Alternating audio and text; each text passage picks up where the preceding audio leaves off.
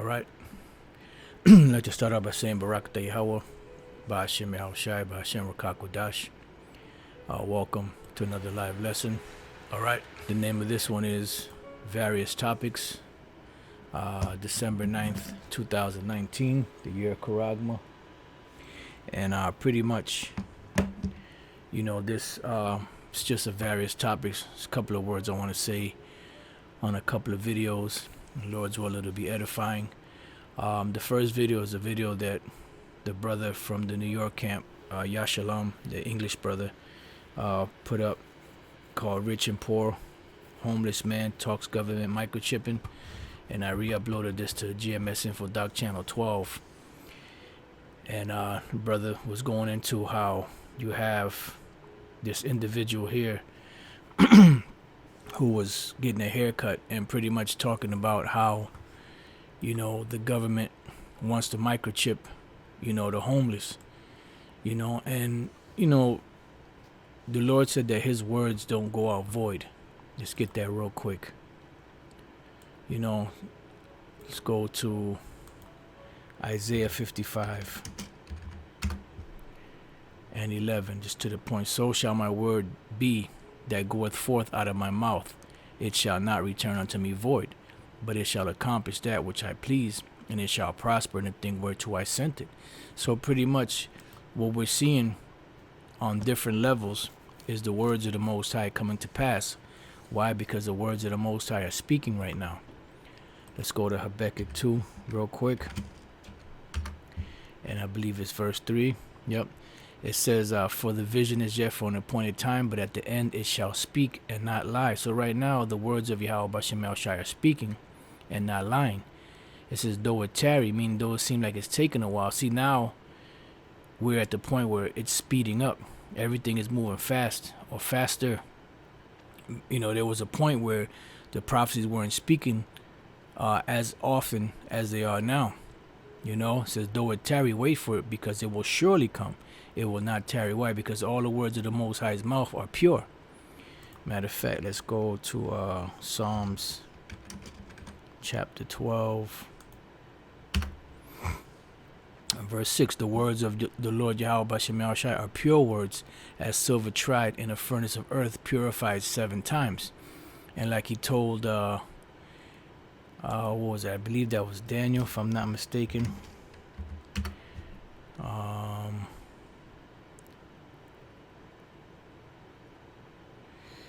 There was something about being sure, but since I can't think of that one right off the top, let's go to 2 Peter chapter 1, verse 19. It says, we have also a more sure word of prophecy. So these words are sure. So everything that the Lord speaks about is going to happen.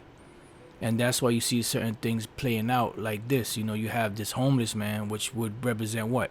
The poor in the book of Revelation 13:16. Which the brother Yashalom spoke about that, and the elder Apostle Tahar spoke about that. Because this is his video. Then elder Apostle Tahar did a response, the mark of the beast for zombies.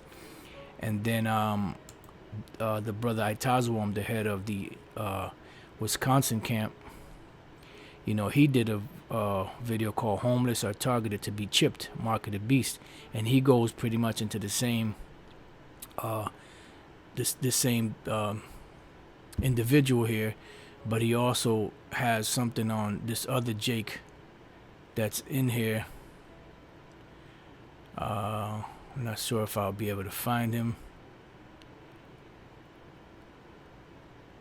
This Jake here, he did a video on it, and he was speaking about this here, the homeless man. And you also had Alex Jones, I guess, that he did something on it too. So on all levels it's coming out, and all of these videos and all of these different articles that I have here, I put them in the description box so brothers could go there and get more edification on it. But let's go back to 2 Peter 1:19. We have also a more sure word of prophecy, whereto you do well, you take heed as unto a light that shineth in a dark place. Why? Because this is the Lord shining his light of truth upon us. Because what did Yahushua say when he said, when you start to see these things come to pass, look up, for your redemption draweth nigh. And that's why one of the instructions that Yahushua left with his disciples, which later became apostles, was what? He said, watch as well as pray. You know, so that's why we measure the time diligently. And how do we measure the time diligently? By watching for these different prophecies that are popping off according to what's written in the scriptures. It says, until the day dawn and the day star rise in your hearts. Who is the day star? Yahushua. And how would he rise in our heart? When like Yahushua said, you know, that he will come, him and his Father will come and sup with us. So this is the supping. And then eventually the Lord will be here physically, you know, soon, you know. So that's, you know, like I said, you brothers should watch all these videos, you know.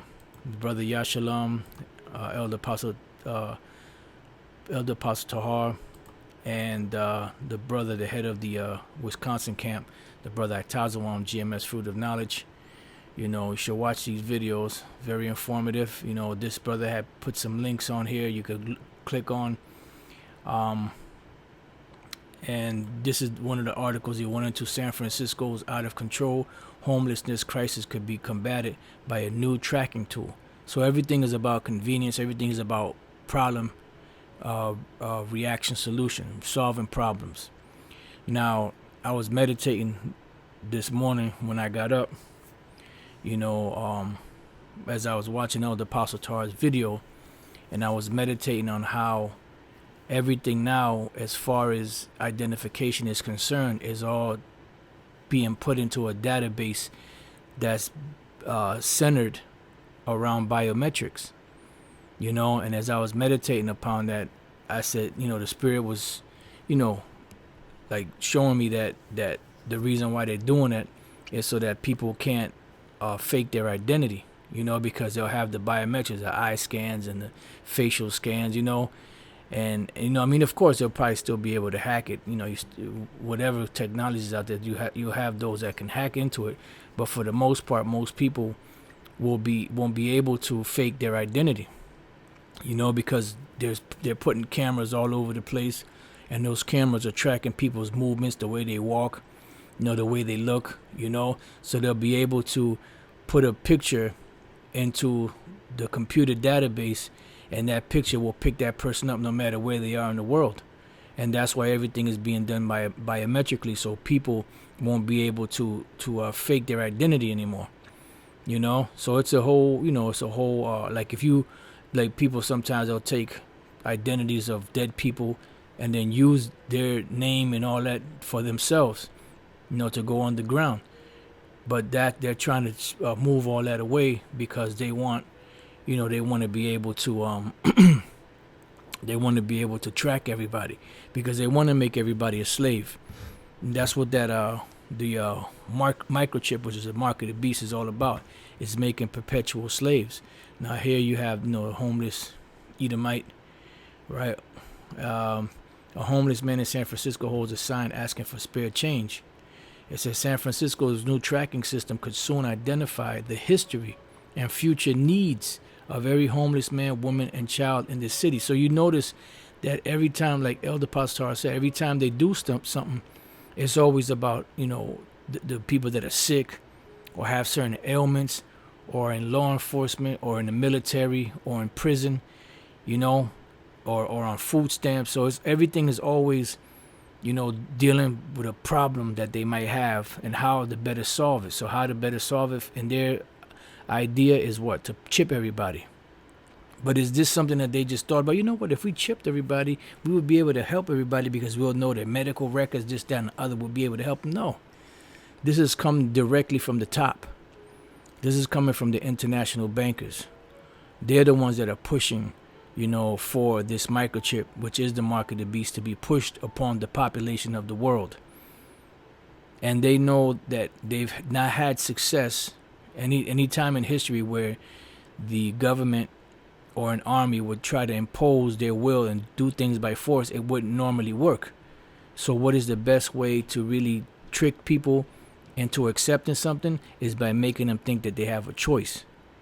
By making it feel like, okay, you could either take it or not. It don't matter to us, but really in the back of their mind, they're like, you're gonna take it regardless. So this is what's happening now. They're pushing their agenda on the world, but they're making it seem like it's a noble cause. It says the platform is much needed solutions to the city's outdated and inconsistent databases.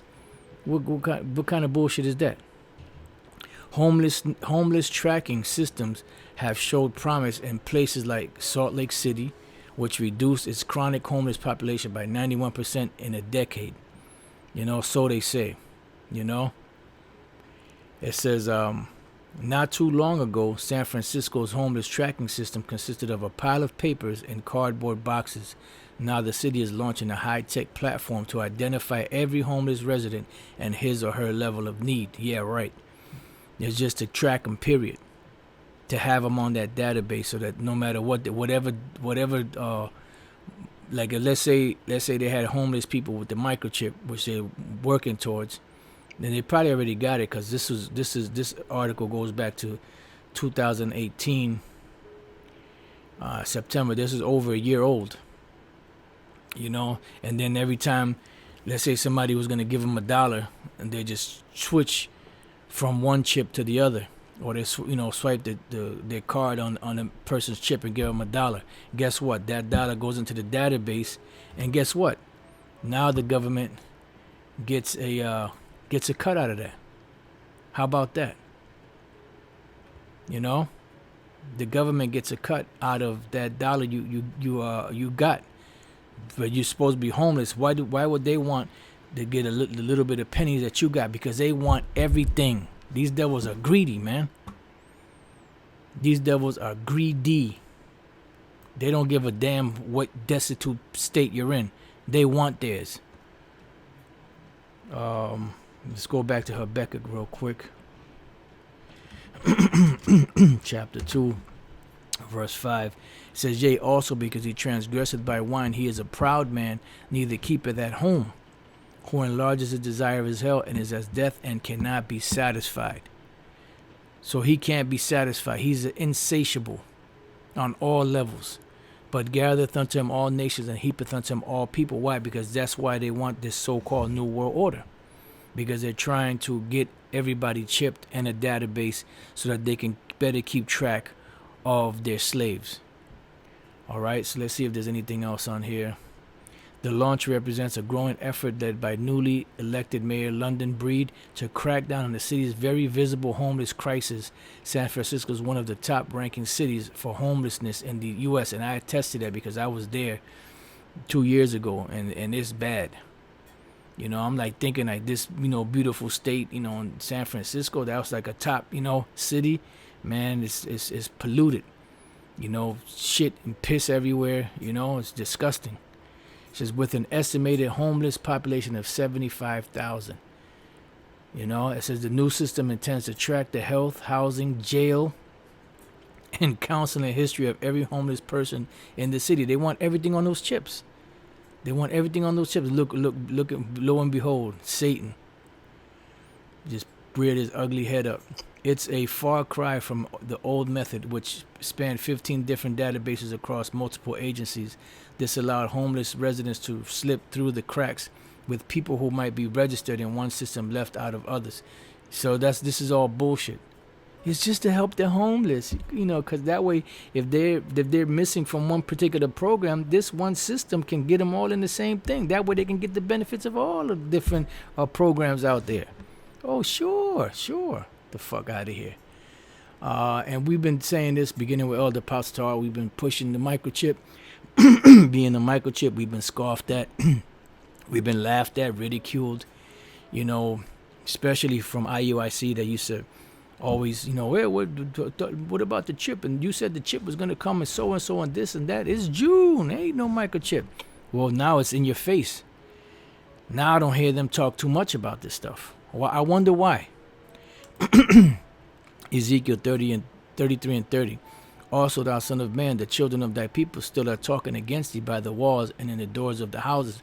And these Israelites that have been scoffing that have been taking this thing lightly, the Lord is going to deal with them. Because remember, the scriptures say this hour of temptation is going to come upon all the world to try them. So these Israelites that have been poking fun at the men of the Lord, doing these scoff videos and coming on the comment board and being a troll, scoffing, talking shit, they're going to be ashamed, man. And speak one to another, every one to his brother, saying, Come, I pray you, and hear what is the word that cometh from the Lord. And they make a mockery of this. Yeah, come on, man. Let's go see what these Israelites got to say. It says, and they come unto thee as the people cometh, and they sit before thee as my people, and they hear thy words, but they will not do them. See? So they hear the words of the Lord, but they won't do them. They won't put an effort into it. For with their mouth they show much love, but their heart goeth after their covetousness. Right? Because it's about them. And this is how you know the difference between someone that's serving Yahweh B'Shem Yahushai and someone that's not. Because the man that's serving Yahweh B'Shem Yahushai is going to put his self to the side to serve the Lord Yahweh B'Shem Yahushai. These people, the Lord got to work around their schedule. He got to work around their wants. And this is why they join camps that cater to their wants and their needs, and this is why a lot of these individuals, even ones that are woke, calling themselves Israelites, a lot of them are pretty much just serving their own belly. That's why they don't want to come up under the order.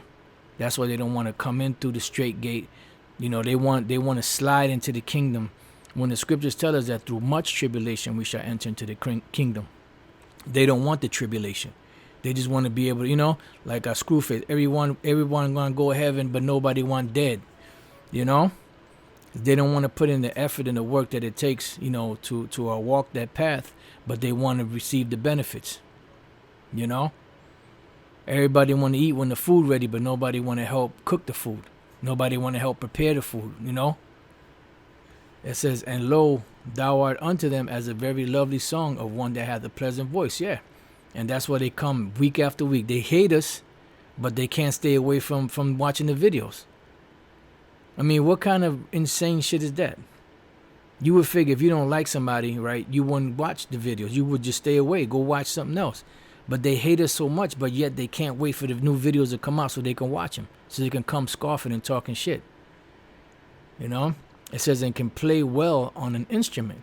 For they hear thy words, but they do them not. And that's the thing. They hear, but they don't do. They don't take action.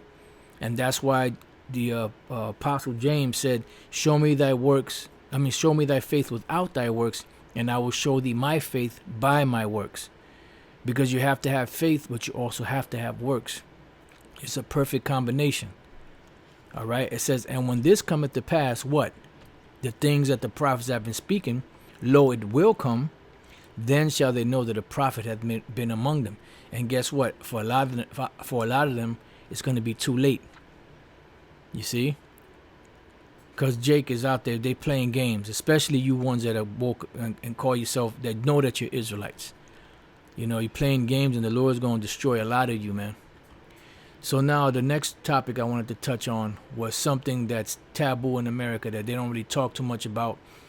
And this is why a lot of ignorance is coming out from the southern kingdom, that they act like they're the only ones that are suffering the curses of the scriptures, that they're the only ones that are being oppressed, that no one else on the planet is oppressed but them. And that, that irks me. That irks me for them to think that. And look, I'm not taking nothing away from the southern kingdom. They caught nothing but hell. They got fucked up. But we got fucked up too. You see? So you acting like, those of you out there that are acting like you're the only ones that are suffering, under the curses and suffering under the hands of the police, you're sadly mistaken. These are a few articles. This is from PBS NewsHour. Why aren't more people talking about Latinos killed by police? And this is dated back to 2016. And nobody's talking about this. Why? Because they don't focus on these things in the media as much as they do on the southern kingdom, especially Judah. And that's why Judah thinks that they're the only ones that go through things. They don't really talk, when you go they'll speak about slavery, but they don't really speak about the injustices that were done to the natives, the northern kingdom, the 10 tribes from Canada all the way down to South America and the Caribbean islands and all of that, Mexico, Latin, so-called Latin America, Central South America, America. They don't talk about these things, So I mean, I put these in the description box. Is more so speaking against the injustices that are done to the so-called Latinos, which are from the different prospective tribes of the northern kingdom, Salakia. Speaks about killing of brown people often go underreported. You read on through they give you different stats, of the what's going on and how they're being killed. It says it's worth noting a person can be both Latino and black, and sometimes a victim's race may not be disclosed at all, creating potential for incidents involving both Latinos and black Americans to be underreported, which are both Israelites. And why is it that whenever they mention the so-called Negroes, right, so-called African Americans, they always mention Puerto Ricans or Mexicans or Latinos? Why is it that they always mention them together? Well, there's a reason for it. Jeremiah 50:33, thus saith the Lord of hosts, the children of Israel and the children of Judah were oppressed together, and all that took them captives held them fast. They refused to let them go. So we're going through this together, So I got these in the description box. Pretty much is going to read. This is from Washington University in St. Louis. It's called The Source. Young Hispanic men may face greater risk from police shootings, study finds. Why neighborhoods matter. Examining fatal interactions between police and men of color. You see, this is dated back to 2018. So the police shooting earlier this month of Stephon Clark in his grandmother's Sacramento backyard has renewed protests over officers involved death of an unarmed black men. But research led by Washington University in St. Louis suggests young Hispanic men may face even a greater risk of being killed by police, especially in mixed income neighborhoods with large Latino populations. And it goes on, gives you different stats. This one here is called what new research says about race and police shootings. This is dated this year, a few months ago, August 6th. The new studies have revived the long-running debate over how police respond to white criminal suspects versus African Americans, which white criminal that's Esau, and so-called African Americans. This is the tribe of Judah. In the U.S., African Americans are 2.5 times more likely to be killed by police than white people. For black women, the rate is 1.4 times more likely. And when we scroll down here to this chart, men of color more likely to be killed by police. You have so-called African American, and then underneath is the female, which they don't really pose much of a threat, even though they still get killed. So you see, Judah. Then you have the so-called Native American Indians, which are second, and so-called Latinos, which are third. And I thought about this when I was reading these articles. I said, how many times have anybody heard in America police gunning down a Arab, or gunning down a East Indian, or a Chinese, or a Japanese, or anybody from them different countries around the world? You don't hear about that. Mostly you hear, either Judah or Ephraim, or one of the Latin tribes, or so-called Native American Indians. But what's happening with Gad and Ephraim and the other tribes is that they go underreported. They don't really get much coverage, as the shootings of Judah get covered more. This is Newsweek. Why are so many Native Americans killed by police? This is dated back to 2017. It says a 14-year-old Native American boy was shot and killed by a sheriff deputy on Wednesday, a fate all too common for Native Americans in the U.S. But what happens is they go underreported. So because they go underreported, nobody talks about it, so it doesn't exist. But it does exist. And it is a big problem.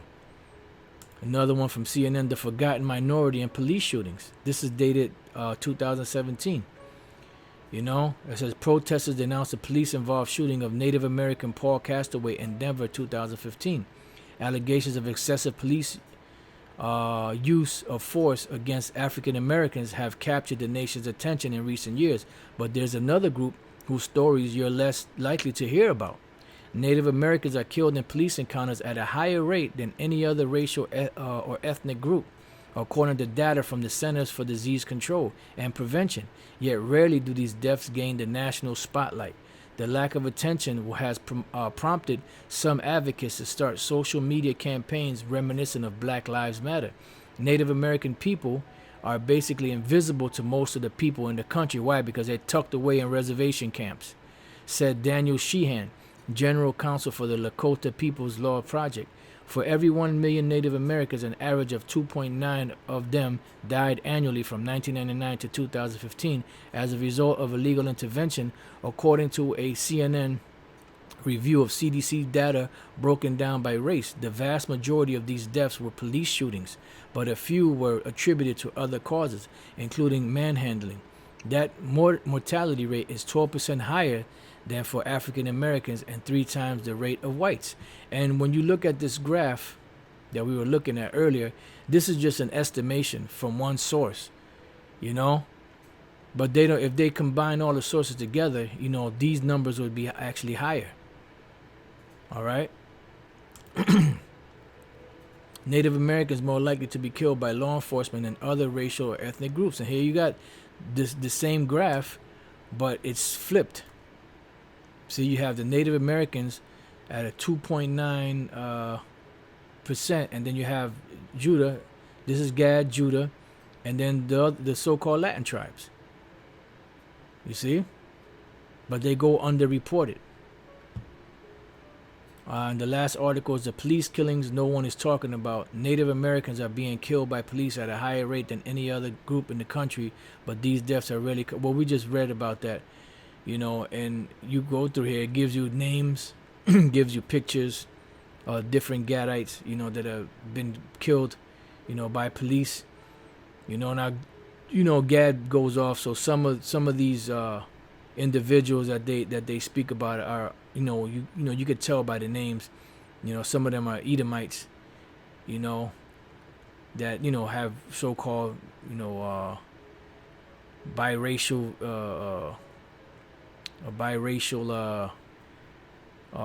parents, you know, that you know, that deal with each other. But it just goes on and on and on. And why is that? As the scripture says, Jeremiah 50:33, thus saith the Lord power of hosts, the children of Israel and the children of Judah were oppressed together, and all that took them captives held them fast. They refused to let them go. So we're in this thing together, man. You know, it's not a thing of you know, you catching more hell than me, and I'm, you know, that's not the case. You know, we're being oppressed together. Matter of fact, let's look up this word oppressed. We're being oppressed together, man. So cats that's talking that caca need to stop that shit. I shock. To press upon, oppress, violate. See, they're being violated, defraud, do violence, get deceitfully, wrong, extort. To oppress, wrong, extort, and oppression comes from actually physically beating somebody down or keeping them mentally fucked up in a fucked up situation, or it could be financially, you know, with all these different fines and, you know, getting pulled over, parking tickets. The list goes on and on and on. This is an oppressive system, no matter how you slice it. It says to oppress, to be exploited, be crushed. And you see that, you know, when you look on these reservation camps, when you go into the barrios, when you go into the hood, you know, to the ghettos, you know, it's a fucked up situation. But this is a part of our punishment, and we're gonna come up out of it together. You know, those that are part of the house of David, because those that are not a part of the house of David ain't gonna get it. Let's go to Isaiah real quick, and then we'll close. Isaiah chapter 11. And verse 13, the envy also of Ephraim shall depart, and the adversaries of Judah shall be cut off. Ephraim shall not envy Judah, and Judah shall not vex Ephraim. So the Lord right now, what he's doing is he's sealing those breaches. He's bringing back the brotherhood between Judah and Israel. Let's go to Amos real quick, chapter 9, and we'll end it there. It says, Amos 9:11. In that day will I raise up the tabernacle of David that is fallen. And this is what's happened. The 12 tribes are coming back up under the house of David, the tabernacle of David. Because we fell, but now the Lord is raising us back up. And close up the breaches thereof. Now, what does it mean by closing up the breaches? The breaches are gaps. So the Lord is closing them up by settling the differences between the tribes. The word gadar, to wall up, wall off, close off, build a wall. Because when you go back into the history, what happened? The nations will come in, they will destroy our land, they will destroy the temple, they would breach the walls of the city, so the walls were wide open to anybody to come in, wild animals, nations, whoever. So they had to mend those walls and build them back up. So that's what the Lord is doing. He's closing those gaps, getting rid of those differences, and bringing the house of David back together. And they will understand and they will see eye to eye, as the scriptures say. Let's see. I believe that's in Isaiah.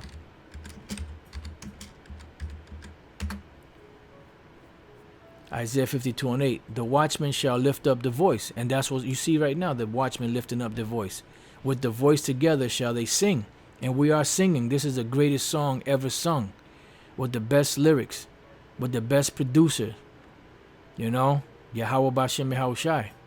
For they shall see eye to eye when the Lord shall bring again Zion. So the Lord is bringing us back together on a small scale, which is this is talking about the kingdom when we get to the kingdom. But this right now, it could be applied to the house of David being brought back together. The Lord closing them breaches and bringing back the men together. So they're going to see eye to eye. They're going to recognize. Why? Because it's going to be given to them to recognize it. So the wall up shut off masons, because did not the Apostle Paul said he was a wise master builder? All right, so now let's go back. The breaches, paratizah, breach, gap, bursting forth. So anything that offends, anything that makes a division, in this tabernacle, in this house, and these walls being built back up, is going to be moved out of the way. Breach. Broken wall, outburst, figuratively of the Most High's wrath. So pretty much those broken walls and those breaches, they're being brought back together. Why? Because the Lord right now is building up the tabernacle of David. So let's read that again. In that day will I raise up the tabernacle of David that is fallen, and close up the breaches thereof. So he's closing up those breaches, those differences, those gaps. And I will raise up his ruins, because we were ruined. Let's look up this word ruin. Ruins. Harayasa, ruin. It just says ruin. Something demolished. Why? Because we were destroyed for lack of knowledge. So now the Lord is bringing that knowledge back to us and healing us and mending those wounds and bringing us back together and patching everything together. All right? That which is destroyed, ruined, or destroyed houses. See? So the Lord is building those up. Because what happened? What happened to the house? The house was neglected. Let's go to Ecclesiastes. I believe that's 10 and 18, if I'm not mistaken. Yep. Ecclesiastes 10:18. By much slothfulness, the building decayeth. See? So there was a slothfulness among us when we fell asleep. And if you don't take care of a particular building, it starts to fall apart. It decayed. And through idleness of the hands, the house droppeth through. You see, because if you don't take care of a house, eventually it won't fall overnight, but eventually it'll cave into itself. Things will start rotting. The roof will start leaking. Water get into the house. The water breaks the house down, and before you know it, walls start falling down. And before you know it, the whole thing will just collapse into itself. So there was by much slothfulness the building decayeth. And that's what happened. So the Lord said that I will raise up his ruins, because we were ruined. We fell apart. We decayed. And I will build it as in the days of old, because the Lord is going to bring it stronger. And then he said that the house of David shall be as the angel of the Most High, as the Most High. In other words, he's going to give us that power. So we can be more than just humans in the flesh. I mean, we're still going to be humans in the flesh, but it's going to be with supernatural powers, so you could understand. All right, so that's pretty much been it. There's various topics. The first one was dealing with the homeless about to be microchipped, And the second part of it was dealing with how the so-called Latino or Native American Indians are suffering, from being put to death by these cops, just like Judah is in this country. Why? Because the children of Israel shall be oppressed together. So with that, I pray that your brothers have been edified.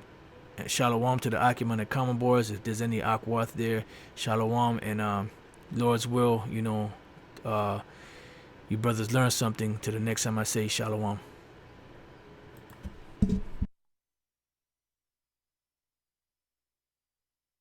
Sa, harayasa, ruin. It just says ruin. Something demolished. Why? Because we were destroyed for lack of knowledge. So now the Lord is bringing that knowledge back to us and healing us and mending those wounds and bringing us back together and patching everything together. All right? That which is destroyed, ruined, or destroyed houses. See? So the Lord is building